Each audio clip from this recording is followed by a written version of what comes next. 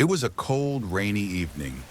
The sky was dark, and the rain hit the ground like tiny stones. The wind howled through the trees like a voice crying in the night. Anna was driving home from her grandmother's village. She had taken the wrong turn. Her phone had no signal, and she couldn't find her way back. The rain became heavier, and it was hard to see the road. Suddenly, her car stopped. "Oh no," Anna whispered. "Not now." She tried to start the car again, but it didn't move. She was stuck in the middle of nowhere. All around her were trees and shadows. Lightning flashed, and she saw something up ahead, a small house. "I'll go there and ask for help," she said. She took her umbrella and ran through the rain. The house looked very old. The paint was peeling, and the windows were broken. Still, she knocked on the door. Knock, knock. No answer. She knocked again, louder. Knock, knock. Still, no answer. She pushed the door gently. It creaked open. "Hello?"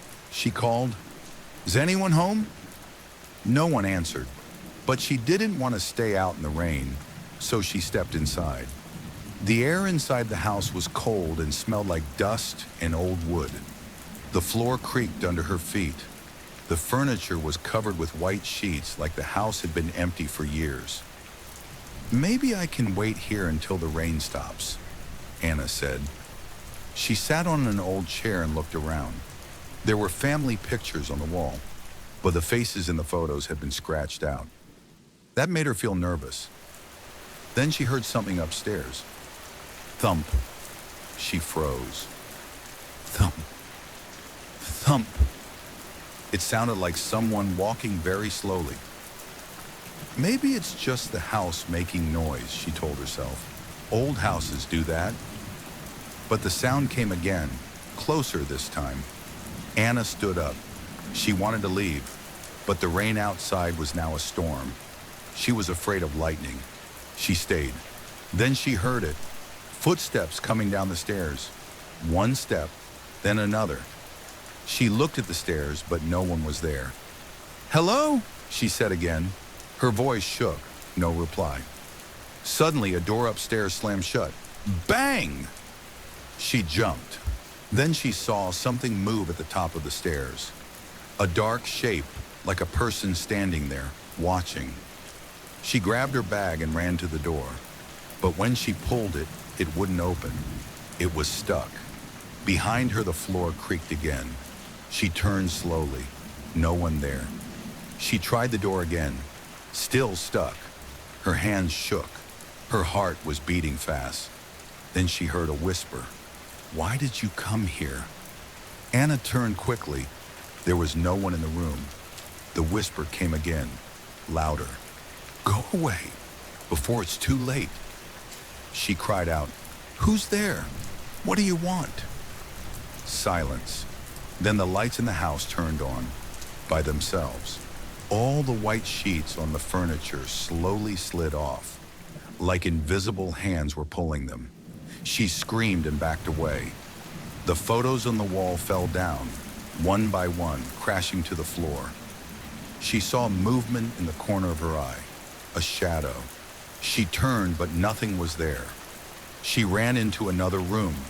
It looked like a child's bedroom, a small bed, a broken doll on the floor. The doll's eyes were missing. On the wall was something written in red. "Don't stay after midnight." Anna checked her watch. 11:57. Her heart sank. 3 minutes to midnight. She tried to open a window. It was nailed shut. She went to the back door. It wouldn't move either. Then she heard music. A music box was playing upstairs. A sad, slow tune. It played by itself. Anna couldn't take it anymore.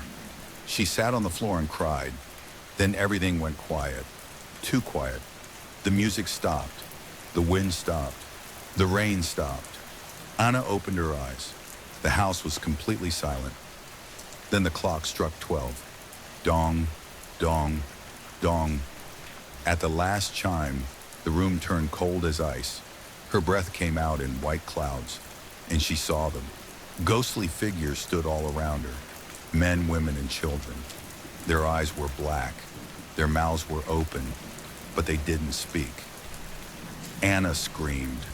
One ghost stepped forward. A little girl in a white dress.